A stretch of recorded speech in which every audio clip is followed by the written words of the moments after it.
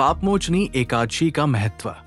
अर्जुन ने भगवान श्री कृष्ण से कहा, हे मधुसूदन, आपने फाल्गुन मास के शुक्ल पक्ष की एकादशी अर्थात आमल की एकादशी के बारे में विस्तार पूर्वक बतलाया। चैत्र माह के कृष्ण पक्ष में आने वाली एकादशी का क्या नाम है तथा उसकी विधि क्या है? कृपा करके आप मेरी बढ़ती हुई जिज्ञासा को शांत करें।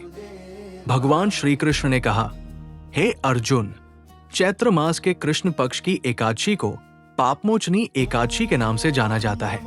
एक बार की बात है, पृथ्वीपति राजा मांधाता ने लोमश ऋषि से यही प्रश्न किया था जो तुमने मुझसे किया है। अत जो कुछ भी ऋषि लोमश ने राजा मांधाता को बतलाया वही मैं तुमसे कह रहा हूं।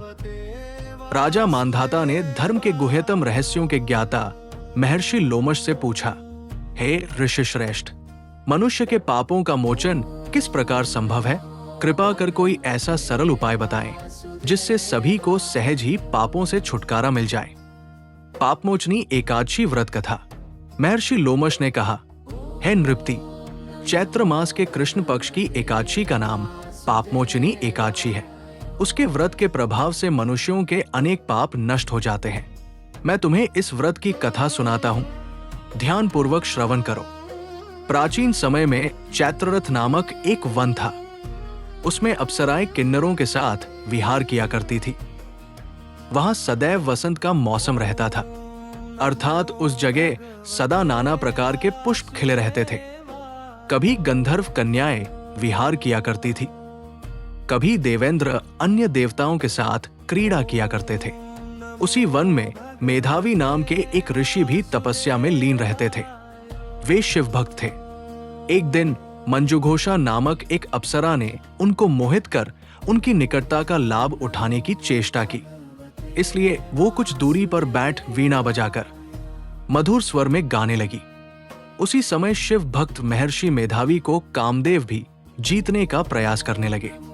कामदेव ने उस सुंदर अप्सरा के भ्रू का धनुष बनाया, कटाक्ष को उसकी प्रत्यंचा बनाई और उसके नेत्रों को मंजुघोषा अप्सरा का सेनापति बनाया। इस तरह कामदेव अपने शत्रु भक्त को जीतने को तैयार हुआ। उस समय महर्षि मेधावी भी युवावस्था में थे और काफी हृष्टपुष्ट थे। उन्होंने यज्ञोपवीत तथा दंड धारण कर रखा था। वे दूसरे कामदेव के समान प्रतीत हो रहे थे। उस मुनि को देखकर कामदेव के वश में हुई मंजुघोषा ने धीरे धीरे मधुर वाणी से वीणा पर गायन शुरू किया। तो महर्षि मेधावी भी मंजुघोषा के मधुर गाने पर तथा उसके सौंदर्य पर मोहित हो गए। वो अप्सरा मेधावी मुनि को कामदेव से पीड़ित जानकर उनसे आलिंगन करने लगी। महर्षि मेधावी उसके सौंदर्य पर मोहित होकर शिव रहस्य को भूल गए और काम के वशीभूत होकर उसके साथ रमण करने लगे। काम के वशीभूत होने के कारण मुनि को उस समय दिन रात का कुछ भी ज्ञान न रहा और काफी समय तक वे रमण करते रहे। तदुपरांत मंजुघोषा उस मुनि से बोली, हे ऋषिवर, अब मुझे बहुत समय हो गया है, अतः स्वर्ग जाने की आज्ञा दीजिए। अप्सरा की बात सुनकर ऋषि ने कहा, हे मोहिनी, संध्या को तो आई हो, प्रातः काल होने पर चली जाना। ऋषि के ऐसे वचनों को सुनकर अप्सरा उनके साथ रमण करने लगी। इसी प्रकार दोनों ने साथ साथ बहुत समय बिताया। मंजुघोषा ने एक दिन ऋषि से कहा, हे विप्र, अब आप मुझे स्वर्ग जाने की आज्ञा दीजिए। मुनि ने इस बार भी वही कहा, हे रूपसी, अभी ज्यादा समय व्यतीत नहीं हुआ है, कुछ समय और ठहरो।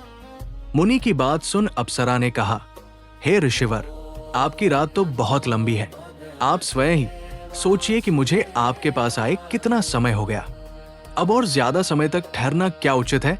अप्सरा की बात सुन मुनि को समय का बोध हुआ और वह गंभीरता पूर्वक विचार करने लगे।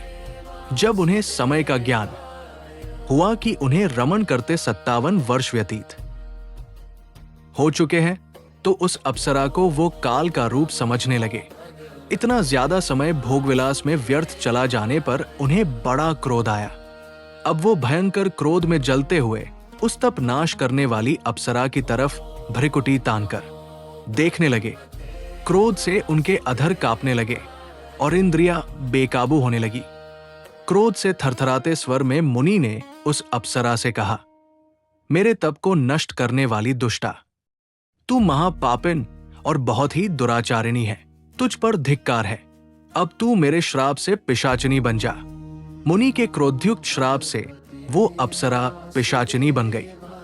ये देख वो व्यथित होकर बोली, हे ऋषिवर, अब मुझ पर क्रोध त्याग कर प्रसन्न होइए और कृपा करके बताइए कि इस शाप का निवारण किस प्रकार होगा।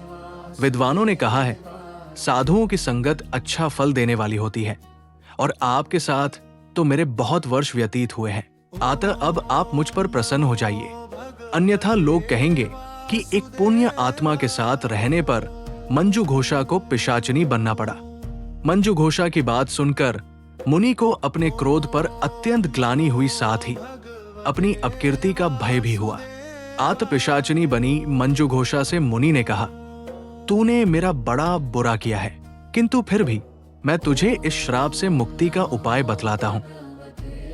चैत्र मास के कृष्ण पक्ष की जो एकादशी है उसका नाम पापमोचिनी है। उस एकादशी का उपवास करने से तेरी पिशाचिनी की देह से मुक्ति हो जाएगी। ऐसा कहकर मुनि ने उसको व्रत का सब विधान समझा दिया।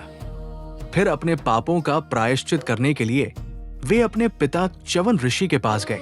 च्यवन ऋषि ने अपने पुत्र मेधावी को देखकर कहा, हे पुत्र, ऐसा क्या किया है तूने कि तेरे सभी तप नष्ट हो गए हैं, जिससे तुम्हारा समस्त तेज मलिन हो गया है। मेधावी मुनि ने लज्जा से अपना सिर झुकाकर कहा, पिताश्री, मैंने एक अप्सरा से रमण करके बहुत बड़ा पाप किया है।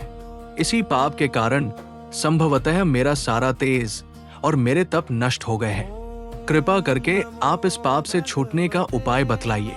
ऋषि ने कहा, हे पुत्र, तुम चैत्र माह के कृष्ण पक्ष की पापमोचनी एकादशी का विधि तथा भक्ति पूर्वक उपवास करो। इससे तुम्हारे सभी पाप नष्ट हो जाएंगे। अपने पिता च्यवन ऋषि के वचनों को सुनकर मेधावी मुनि ने पापमोचनी एकादशी का विधि पूर्वक व्रत किया। उसके प्रभाव से उनके सभी पाप नष्ट हो गए। मंजू घोषा अप्सरा भी पापमोचनी एकादशी का उपवास करने से पिशाचिनी की देह से छूट गई और पुनः अपना सुंदर रूप धारण कर स्वर्गलोक चली गई। लोमश मुनि ने कहा, हे राजन, इस पापमोचनी एकादशी के प्रभाव से समस्त पाप नष्ट हो जाते हैं। इस एकादशी की कथा के श्रवण व पठन से 1000 गौदान करने का फल प्राप्त होता है। इस उपवास के करने से ब्रह्मा हत्या करने वाले, स्वर्ण चुराने वाले, मद्यपान करने वाले, अगम्य गमन करने वाले आदि भयंकर पाप भी नष्ट हो जाते हैं और अंत में स्वर्गलोक की प्राप्ति होती है।